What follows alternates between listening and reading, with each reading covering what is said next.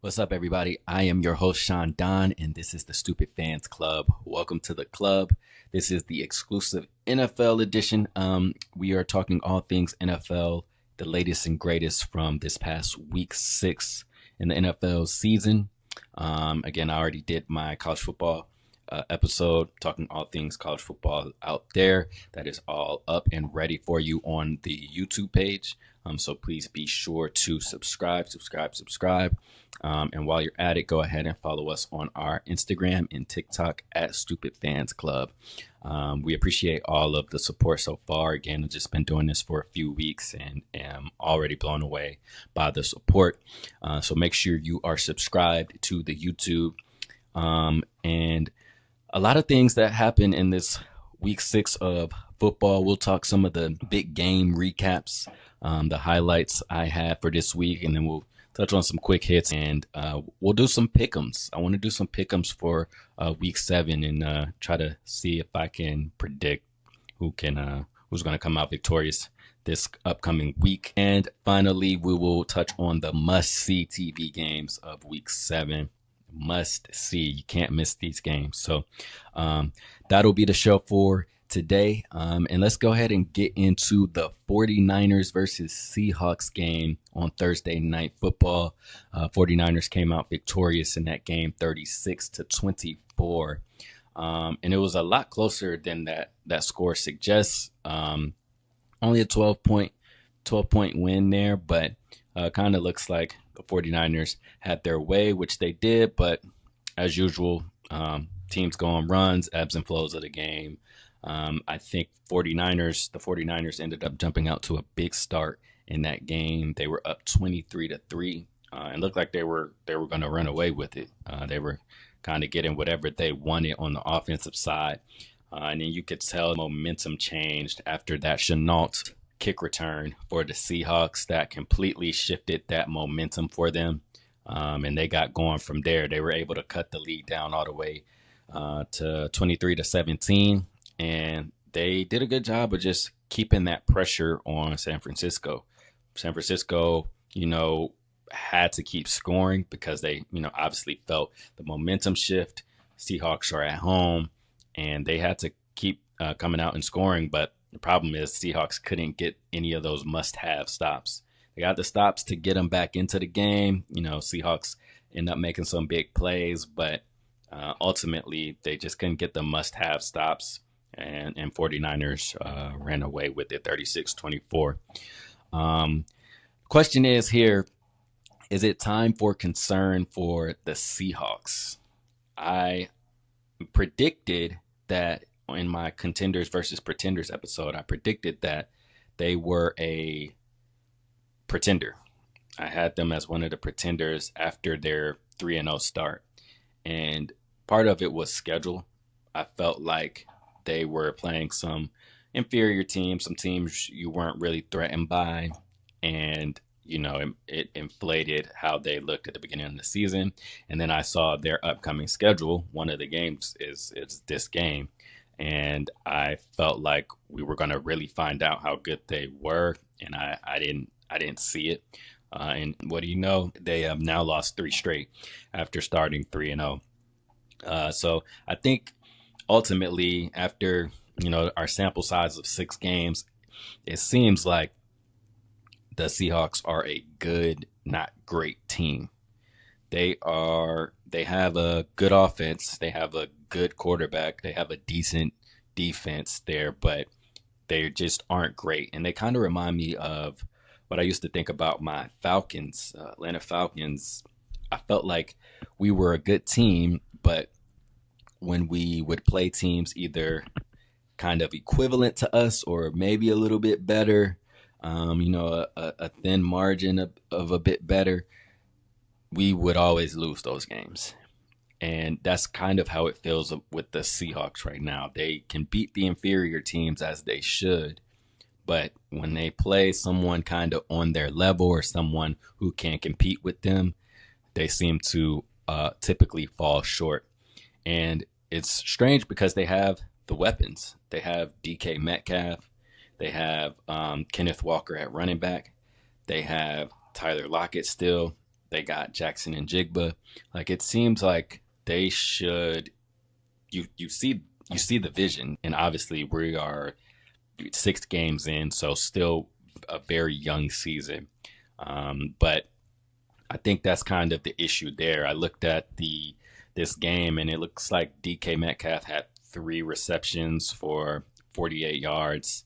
The receiver with the most receptions was Kenneth Walker, who's the running back. He had 8 receptions that game, and so you know it seems like they need to find a way to implement their weapons more. DK Metcalf is a beast, and he did have 11 targets in this game, but only 3 successful. I think you gotta try to find a way to implement these guys more to help them have more of an impact on a game, so you can just continue to put more pressure on these defenses that you go up against. So I think that's part of the problem. Got to get those weapons more involved into the game.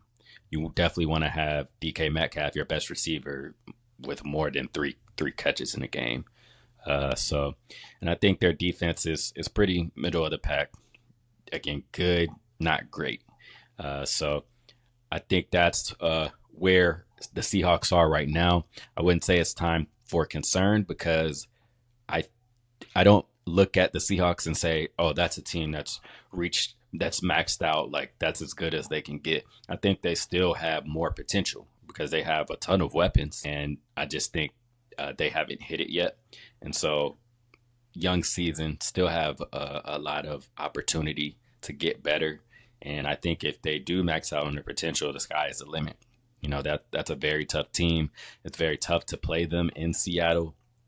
And so, you know, and they have a good enough defense to, make a run. So good, not great, but a lot of room for potential. And my question has always been with Geno Smith. I feel like he is probably the number one person on that roster where I feel good, not great.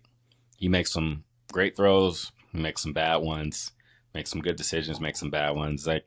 But I just don't know. I think he's good enough to maybe lead them to the playoffs and maybe make a run. But I don't know, long term, deep playoff run type of thing. I don't know if he's the guy for that. But I do like their weapons, and shoot, you have a good enough defense and good enough weapons, you can go as far as you want. You don't need heroics from your quarterback, i.e. the 49ers. So that was that. And then for the 49ers, here they come. I had them, speaking of the contenders versus pretenders list, I had them as one of my contenders, even after their iffy start. And I just felt like they needed to get healthy. They had that week where it was obviously Christian McCaffrey has been out all season, but Kittle was out, Debo was out, and they just weren't looking and they just weren't looking that good. And I feel like they weren't able to close out a couple games they should have won. They end up losing those games, one against the Rams. But I just felt like it's a matter of time. And I feel like if they can continue this winning, continue to play at this level, you may drop some here and there. But for the majority, if you can keep winning and hold on and get a fresh Christian McCaffrey coming in late in the season, so he's fresh, he's healthy late in the season, and you're in a good position, you're a playoff team, that's going to be scary, because we all know playoffs are definitely matchup based, but it's about who's playing well when. You don't want to play that team that is just all of a sudden has caught their rhythm at the end of the season, and it seems like nobody can beat them. So, watch out. I think here they come. The 49ers, they dropped some games early, but they look really good in that Thursday night football game, and they are getting better as the season goes. So that was 49ers Seahawks. The next game I wanted to get to was the Ravens Commanders game. That was a good one. That was one I was excited about. I had that on my must-see TV list last week. Obviously, we got Lamar versus Jaden Daniels and similar style quarterbacks, but even more than that, just two good teams. So wanted to see, and then of course the Baltimore DC thing, that's a big thing. So in first time the Commanders have been, competitive in quite some time. So very interested to see how this matchup would go. Two hot teams and who would come out on top. And it pretty much lived up to it. Ravens came out victorious 30-23 in the end. But it was a back and forth first half. The Ravens ended up pulling away by about 2 touchdowns in the third quarter. And then the Commanders ended up just making a late fourth quarter run to kind of put some pressure on the Ravens. But too little too late there. My biggest takeaway from this game is that it's levels. It is levels. Jaden Daniels, I don't think he wasn't suppressed by the moment. He played well. He's played well in all of his games so far, and it didn't feel like, this is my first, semi big matchup. Here I go. But I mean, this is a guy who went into Cincinnati, who's not doing so well right now, but went into Cincinnati in a night game, as tough as it is to play there, and beat them. So I don't think he was intimidated at all by going up in a 1 o'clock game against Baltimore on the road. They played darn well, and man, he made some throws that were just like that touchdown throw in the corner to Terry McLaurin. I think it was on like fourth down. It was like, yeah, fourth and goal. It was a crazy throw, crazy catch. I have a lot of confidence in Jaden Daniels, but overall, the Ravens just look like the more experienced team. They look like the more poised team overall, and you could tell the Ravens are just on another level. Although they're, I think now, yeah, they have the same record, 4-2, but the Ravens, got off to a 0-2 start, and the Redskins kind of started out hot. But when the two went head to head, it looked like the Ravens just looked like the slightly better team in that game. My other big takeaway from that was Derrick Henry. It's time to give him Mariano Rivera status.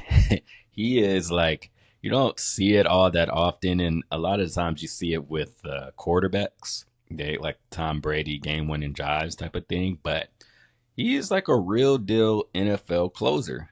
Like, when they have the lead, give the ball to Derrick Henry. You can't stop him. You can't stop him. I sat there and watched again. Like I said, the Commanders kept putting pressure on the Ravens to kind of close that game out, and Derrick Henry did exactly that. And I think Lamar and Henry have lived up to what we expected from that running duo. I mean, they are as lethal as it gets. Who do you go and take on the option?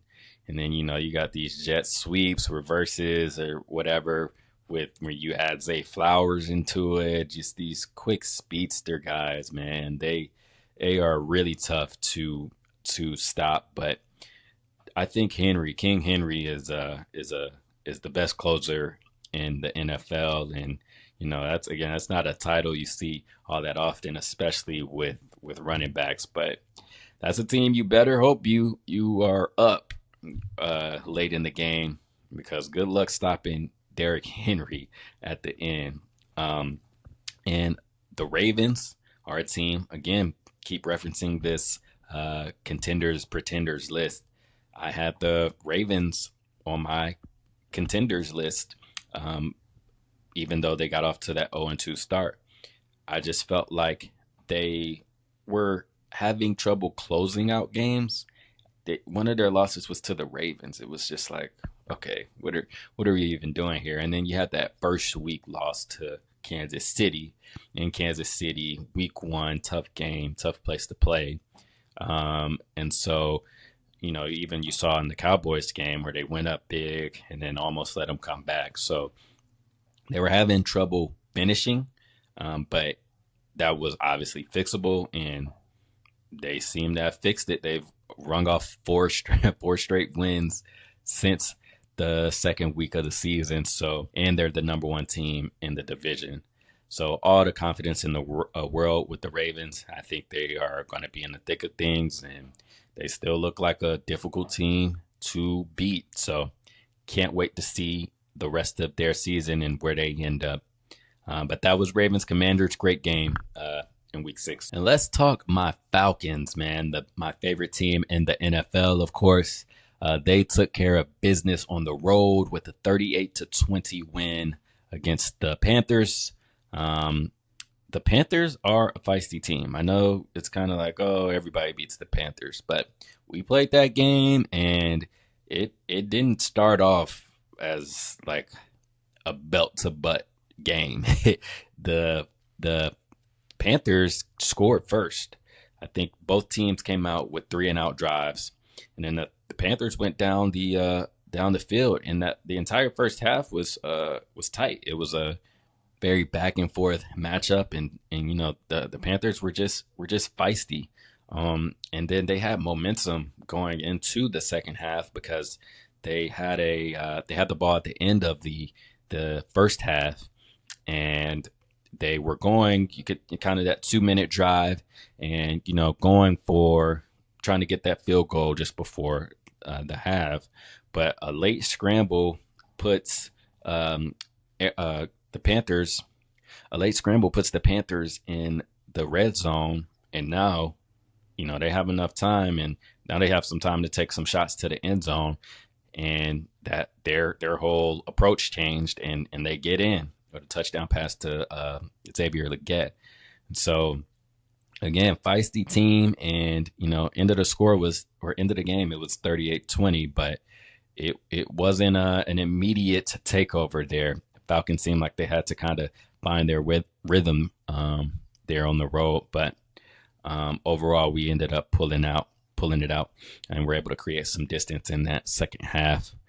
The Carolina Panthers have good players. Like, I can see the vision. They got Xavier Legette, they got Chuba Hubbard, they got Deontay Johnson, who had a fantastic game, 6 catches for 78 yards and a touchdown. He looked like an elite receiver out there for them.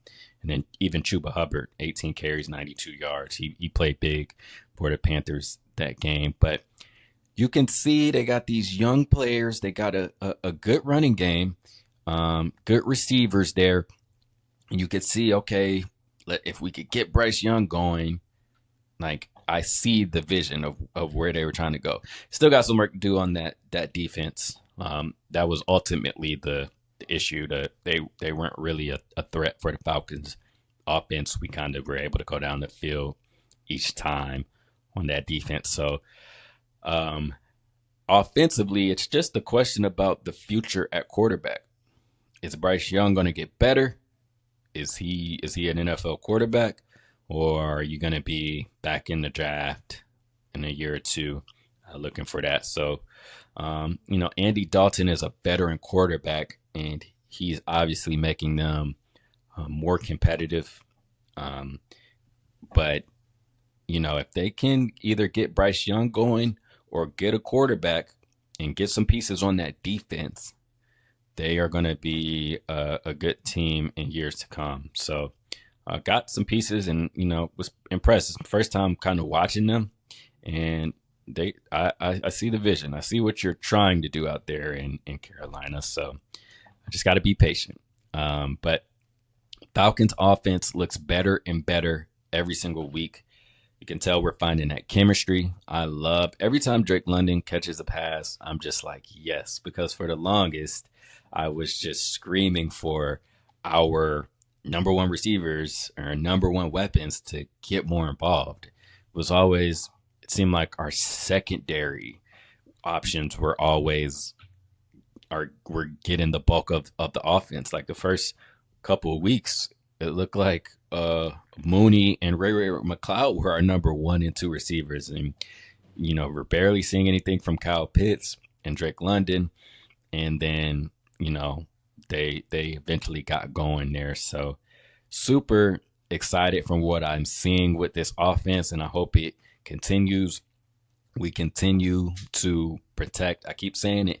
You get Kirk Cousins time. If you protect Kirk Cousins, he is going to reward you.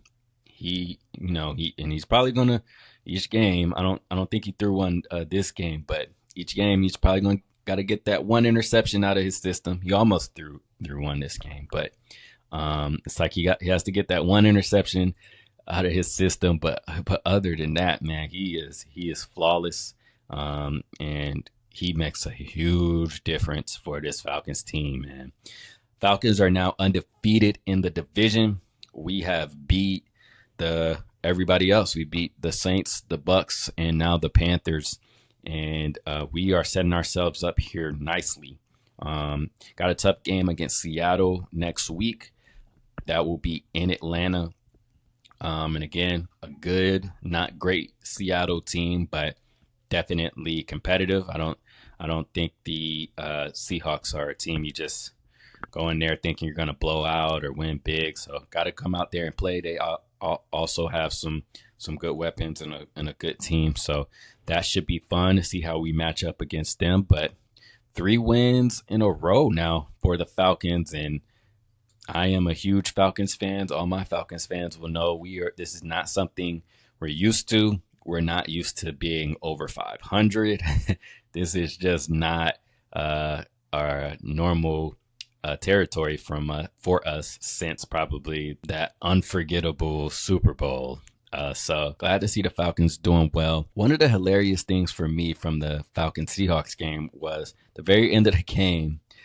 Phillips from the Falcons gets a pick, and it is a clean pick 6. He can just run into the end zone, and he ends up sliding in front of the end zone to basically just run the clock out.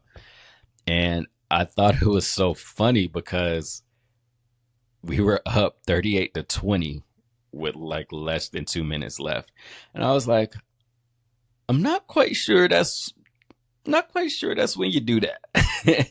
Like, you could have just ran it in. Like, I think the game was pretty secured at that point. Less than 2 minutes in the game, we're up 18. And he slides there to run the clock out. I think it's when you do it in those tighter games where you really don't want to give the ball back to the team. But I thought maybe he just didn't want to show them up. Feel like they were just running the score up. The game is obviously over. So I'm leaning towards maybe that's what he was doing. But it's not like 45-20 looks so much worse than 38-20. But that gave me a good chuckle. Again, speaking of the Falcons, we're not used to blowout wins. They were talking about it in this game and in the game before. All of our games have been within one possession. They all come down to the wire. And so having a game like this where it's just not stress for 60 minutes, that was relieving. What is the ceiling for the Falcons this year? What is their peak? How far can the Falcons take this?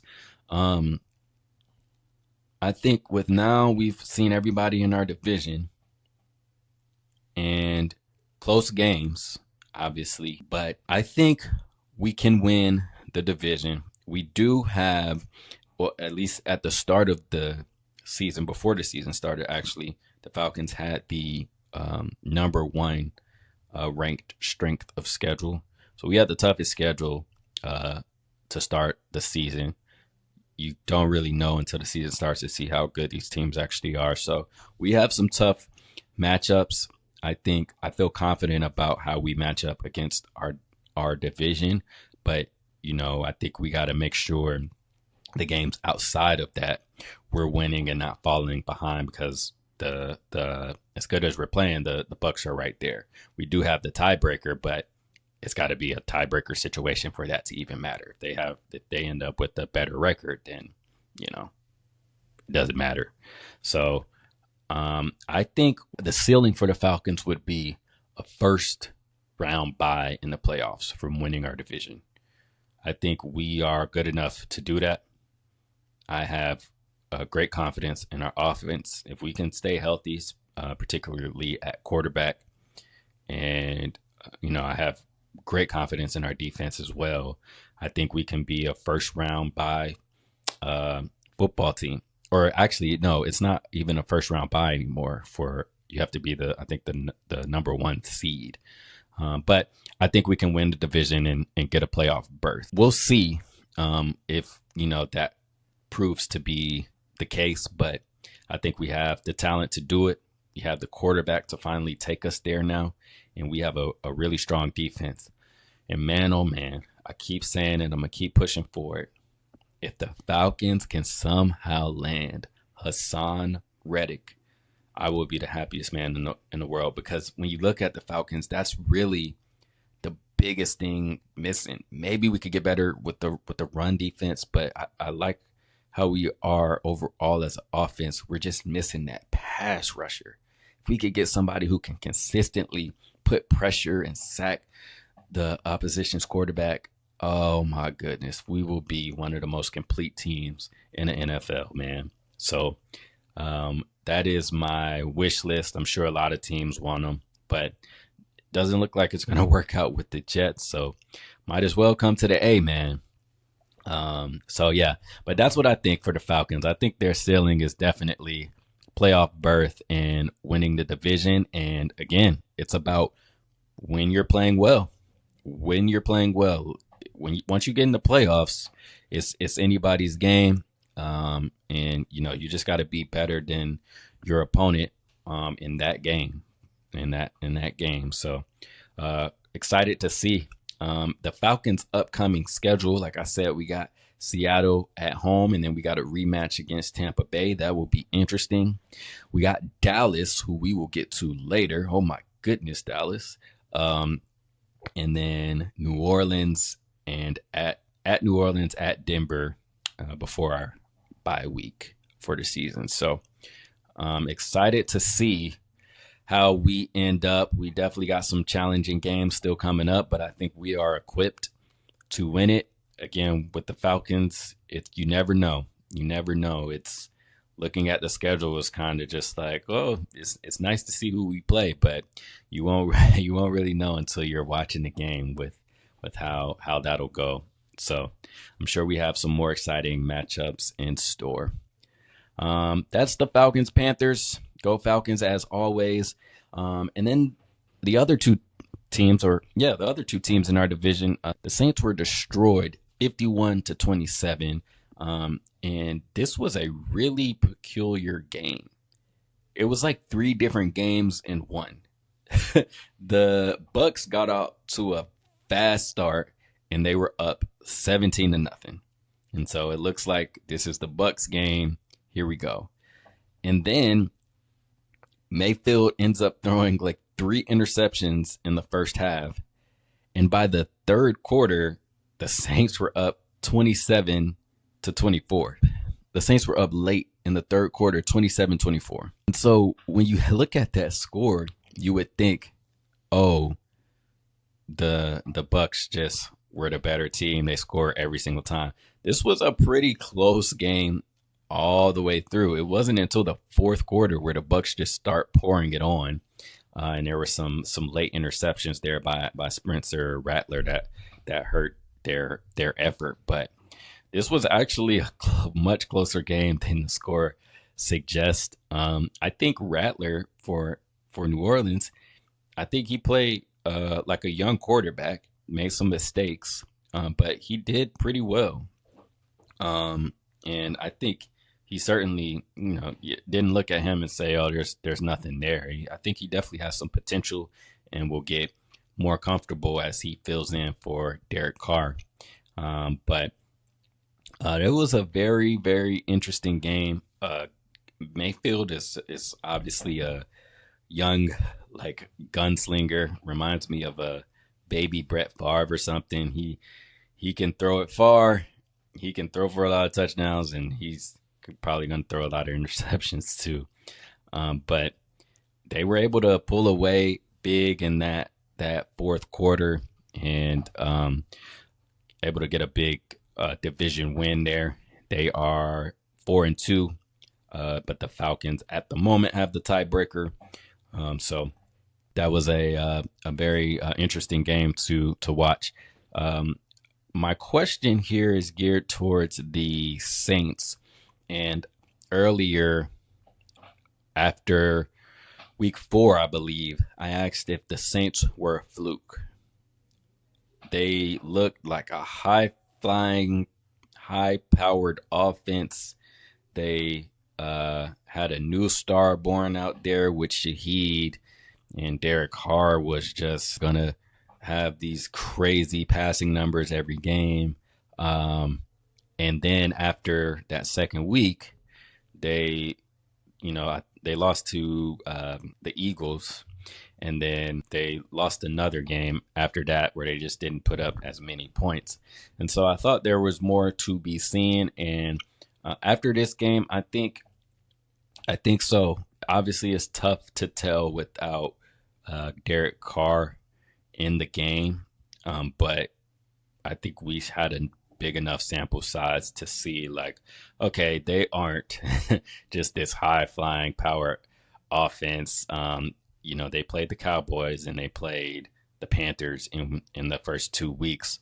We see that their defenses are probably some of the worst in the league, so I think they can take advantage of you in those cases. But obviously, they aren't exactly what we thought they may be at the start of the season. So they are, just a middle of the road team. I think kind of what we anticipated before we were shocked in those first 2 weeks, kind of more of what we anticipated the Saints to be this season. So they did get blown out by a division rival here, but a lot of football to go. Spencer Rattler, I think he should be a decent fill-in for them, and we'll see if the Saints can get things turned around there. And then another high-scoring game. This one was a true blowout. The score isn't deceiving on this one. The Lions versus the Cowboys. My goodness. The Lions absolutely obliterate the Cowboys at home, 47-9. I feel like the Cowboys, they always have this, like, they have so much attention around them. So I feel like they have a different type of pressure each and every game, each and every week. But I feel like they always have some, like, statement, embarrassment, home loss or something like that. It was just ugly. I mean, the Lions look great from all aspects of the game, down to the field goal kicking. like there was just nothing that the Cowboys could do. Watching the game, it's just like it's nothing to say here. There's no resistance. And you think this would be a much better matchup, but I think Micah Parsons is out for the Cowboys and DeMarcus Lawrence as well. But even when they were in, they it didn't seem to change much. So, man, the Lions are a darn good team, but it's kind of, I asked about what the ceiling is for the Falcons earlier. It's what is the floor for the Cowboys? Like, still trying to figure out,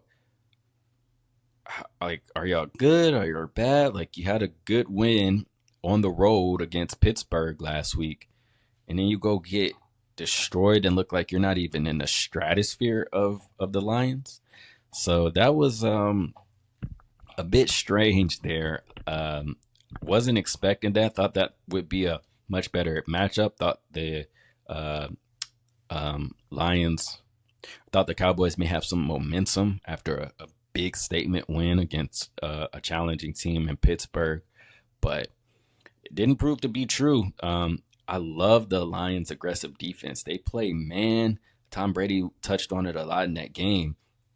They play man, like, press coverage, and it just, you have very little room for error as a quarterback throwing against them, because it's just such tight coverage, and they're willing to take the risk of what comes with playing man. And they got 3 interceptions this game, so it's obviously working, and it worked against Dallas big time. Um, Dallas's defense just seemed absolutely overmatched this game. There again, just no resistance, nothing they could do to stop them. And Dan Quinn now in Washington and looking good out there, but it seems like the moment he left, it seems like that defense just fell off the face of the earth. And it's not the exact same defense, but they have the core pieces. They got Trayvon Diggs back. They got DeMarcus Lawrence. They got Micah Parsons still. They have some issues. I mean, that's where it really starts. And a lack of production from the offense this week was a big thing. I think it is, credit to that Lions defense. It made it very difficult for them, but just nothing going. They got 3 field goals all game. So I mean, on both sides of the ball, it was absolutely abysmal for the Cowboys. The good news for the Cowboys is the NFC East is still wide open. It's still anybody's division. I think you got obviously Dallas there. You got the Eagles, who do you really trust the Eagles right now? And then the Commanders, they're 4-2, and you like them, but they don't just strike this incredible fear like anybody but the Commanders. It's still a beatable team there. And even the Giants, sitting at the last spot, but 2-4, it's not over for you all, even though not looking very promising. I think they need a quarterback. They need a quarterback there, especially now that you got Malik Neighbors. So, yeah, I think still wide open for Dallas. They have time, thankfully, to still figure things out, but they got to figure it out. And I don't know what it is with that defense. It's, they went from elite for the past couple seasons to looking like they're one of the worst defenses in the NFL. So they definitely got to get that figure out.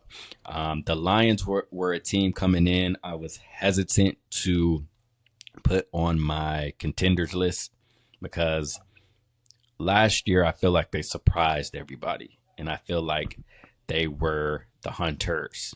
This year everybody is expecting you to be good, and so I wanted to see how they looked in the driver's seat, how they looked as the team being hunted now, and they look just as dangerous. No questions about it. So Lions are a scary team, a very complete team, and I love everything I'm seeing from them. Goff is playing very well. They're just playing well from all facets of the game, man. So that was Lions Cowboys blowout there. And then we'll just get to these quick hits, man. We got big news from New York for the Jets. They landed a big fish, Devontae Adams. I watched their game against the Bills, and that was a game that was a very winnable game. I think they just had too many missed opportunities. They had 2 missed field goals, and then Rodgers put a pass. I mean, that was going to be a huge play to put them in a position to win that game. But Mike Williams just slipped. He just slipped. I think he saw the ball late and tried to make a quick cut back to catch it, and slipped in the process, and they couldn't pull it out. But getting Devontae Adams, I think, is going to be huge for them. I think their defense is kind of middle of the pack, a good, not great, but good enough for, you get Devontae Adams, and now you're moving Garrett Wilson as the number 2 receiver. Oh boy. And Rodgers has shown that he still has it. He made some incredible throws. He had a throw on 3rd and 11 where he threw it behind the defender, and that's just a throw that only Aaron Rodgers can make. He's unbelievable still, and I think they lost the game, but did they win the war? Because it can't be understated how big of a pickup that'll be. Though obviously they haven't played together in forever, So they'll have to get on the same page. But once they do, I think they can be very, very dangerous. And speaking of a team where you were thinking about once they find it, watch out, the Bears. They win another one. I think they've won three straight now after looking shaky in the beginning. And everybody was kind of bracing or even wondering, like, starting to question, is Caleb Williams that guy, number one pick? Should they have stayed with Justin Fields out there? But the ones who knew was kind of like, hey, man, when he figures this out, watch out. And I think he did just that. They look like they have found their offense out there in Chicago. They've scored 35 plus points in the last two games, albeit it was against the Panthers and the Jaguars there. But Caleb Williams threw for 4 touchdowns in that game, and they look like they have found their rhythm there. And he's a good quarterback. I think he's just going to get better and better each week and more comfortable. And so they are going to be a tough team to beat. Don't sleep on Chicago. Here they come. And then one of the more peculiar highlights from the week was Nick Sirianni. I think that kind of stole the headlines here. The Eagles beat the Browns 20-16, I believe. I guess he ended up having a spat with the fans due to some booing apparently, and that was just like peculiar. I was thinking maybe he was just talking to someone specific or something, but to see a head coach yelling at the fans and it's your fans. I mean, I've had questions about the Eagles for a while now. I've been calling this out. I just don't think they just don't look as good as they should be, and that's obviously cause for concern.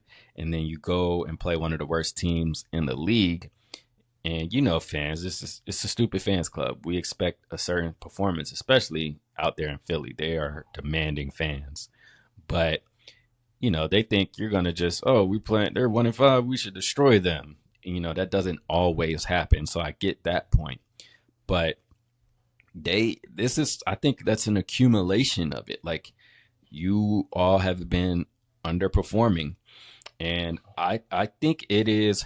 I'm starting to think that like Jalen Hurts is starting to give me Cam Newton vibes. It's starting to give me that one good season vibes. I just don't know. I'm not all the way confident in him as a passer. And I said this when they played the Falcons. They feel like a team that only wants to throw the ball when they have to. But you have Devontae Smith and AJ Brown out there.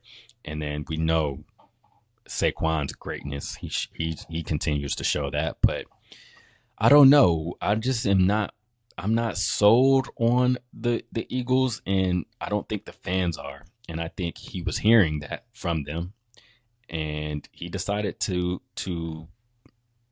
talk back to them. And I don't think he gave any insight into what he said or what he may have been responding to, but that was super peculiar. It's like, and I think that's the wrong place to do it. And those Philly fans out there are crazy. So, he got to be careful with that. And I think it creates a bad environment. Now the fans probably don't like the coach. That just probably invigorates them more. And, that's a bad look. So you might have to do some community work or something to get back in their good graces. A Super Bowl would be helpful, but it's not looking too promising right now. And that's pretty much it for the quick hits. I just have a quick PSA to the Steelers fans out there. I need y'all to stop taking over everybody's stadium. We know that y'all travel well. We know the history of Pittsburgh and all their Super Bowls. Get out of here. Stop embarrassing and emasculating these fans in our stadiums. Came into Atlanta and all them doggone terrible towels, and people were saying, "Where are we, in Pittsburgh or Atlanta?" We get it, okay? Just relax, relax. Wait till your home games and do all of that. Don't come in here. That clip with them in Las Vegas, I was crazy. I was crazy, and it's not fair because again they travel well, and then it's these like transit cities. Like who wouldn't want to go to Vegas? I'll go to Vegas for no reason, and let alone a football game. So stop picking on everybody else. We get it. Y'all have a good fan base. Whoa. um, but yeah, that is the quick hits for week 6. We're gonna do some pick'ems here going into week 7. This should be very, very fun. Let's see how many I could get right. The Thursday night game, we have the Broncos at the Saints. I'm going with the Broncos. I like how the Broncos look. They did drop one last week, I believe, but I think I like what they got going there with Bo Nix and what Sean Payton is doing. Going back home for Sean Payton, going back to his old stomping grounds. We know how he gets. I think I won't be surprised if there's something petty there that happens in that game because we know how Sean Payton can get. So I think I got Broncos in that game for Thursday night. And then we got two of the worst teams in the league. The Patriots versus the Jaguars. And I see it's a 9:30 game, so I'm assuming this is a London game. What is up with Jacksonville? Is this because of the storm or something? Like, I feel like they play 7 games in London every single year. The Falcons played them a few years back in London. It's like they always are playing the London games. Anyway, the Patriots, Jaguars, I got the Jaguars. I think they are both two terrible teams, but I think the Jaguars are the better terrible team. Is that right? Or is it the worst terrible? No. Yeah. Jaguars are the better team. I got Jags there. Seahawks at Falcons. Listen, I'm going to do these pick'ems every week. Is this my camera? I'm doing these pick'ems every week. I'm not picking against the Falcons. So that's just what it is. Falcons beat the Seahawks. We go to 5-2. Let's go, baby.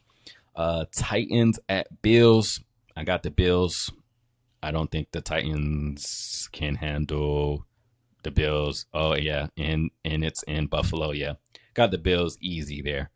Bengals at Browns. I got the Browns. I've been saying Bengals at Browns. I got the Bengals. I've been saying the Bengals are going to have a run here because they have some tough games, some close losses. I don't think their season is over, and they have some very winnable games. They just beat New York, the Giants, last week, and now they got the Browns.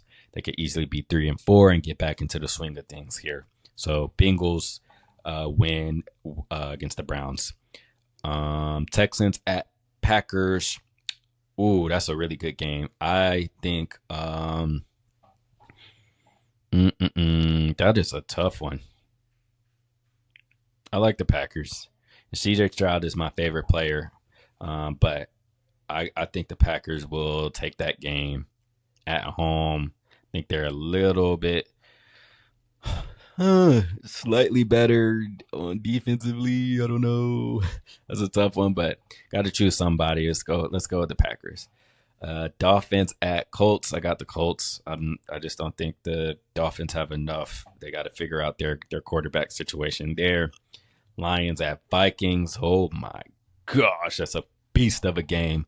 I'm going the Lions. I'm going to go with the Lions. I know the Vikings have looked unstoppable this year, but I think the Lions got a different type of physicality to them, and I think that might shift some things there.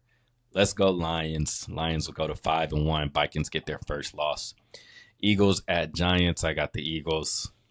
I don't think Those are two very good teams, but I think Eagles are the better of the two. We got the Raiders at the Rams. The Rams are struggling, man. I think they really, really need a win, and I think that's a good team to do it against. So I'll go with the Rams. And then we got Panthers at Commanders. I think Commanders put up 47 points on the Panthers. I don't think they have a chance. And then a great matchup with the Chiefs at the 49ers. Ooh, Super Bowl rematch. I got the 49ers. I'm going there. I think the Chiefs have been winning some close games, and I think they're hurt, they're injured, and I think the 49ers are trying to start their engine back up. They have the momentum, or they have that, disgust in their mouth from the Super Bowl loss, chip on their shoulder. I think they pull it out and give the Chiefs their first loss this year. And then the Jets at the Steelers. The Davante Adams Jets might beat the Steelers. The Steelers got a doggone good defense, though. I'm going to go with, that's a tough one. Sunday night football game. I'm going Jets. I got some upsets here, man. I'm going against the grain on a lot of these. I'm going to Jets. I think they find their way and they beat the Steelers on the road with Davante Adams. And then we got two Monday night games this week. Ravens at Bucks and Chargers at Cardinals. I'm going with the Ravens. I think the Ravens are just better than the Bucks. And I think their defense is finding their way now. And then I go, Chargers. I got them pulling it out against the Cardinals there. That should be an interesting matchup, though. That is my pick'ems for week 7. I'm going to do a thing. Like, I want to start doing a thing where it's like, maybe if I get them all right, I give a prize out to like some people who comment or like the video or something like that. I'm going to think of it. But that should be fun, be pretty engaging for people, and we'll see how that goes. But those are my picks, and I'm sticking by them. And to end it all, we have the must-see TV games for Week 7 in the NFL. These are the games you have to see. I don't care what's going on. I don't care if the house is burning down. It's your firstborn. That can wait. You got to see these games. Super Bowl rematch, Chiefs versus 49ers. You got to make sure you watch that. That should be must-see TV. And that is in San Francisco, so that should be very fun. I don't know if it was last year. I believe it was last year. The Chiefs were in San Francisco and blew them out. Blew out San Francisco. So it should be a good Super Bowl rematch there. Then we got the Lions versus the Vikings. That is a huge battle there. The Vikings are undefeated. The Lions feel like they should be undefeated. And they are a dangerous team. So you got to make sure you are watching that game there. And then we got the Ravens versus the Bucks. Two good teams, two pretty hot teams right now. And that should be a good matchup there. I can't wait to see that one. And Jets versus Steelers. Like I said, that is the Davante Adams Jets. So got to see how that plays out. That's a Sunday night football game. I can't wait to see who comes out on top on that one. And finally, Texans versus Packers. Nothing crazy about that. That is just a good two good teams, two good young quarterbacks on the rise. And then CJ Stroud, my favorite player. So can't wait to see those games. Those are the must-see TV. Shaan Donn's must-see TV games this week. And we'll see how they go. Listen, I appreciate you joining us for the NFL edition this week. This was very fun. We will keep it up, and we'll be back next week We'll see how these pick'ems go. We'll see how these must-see TV games play out. And make sure, please subscribe to the YouTube. That's where we drop all of our content, as well as our TikTok and Instagram to see some clips from these episodes. And again, thank you. We will be back next week. See ya.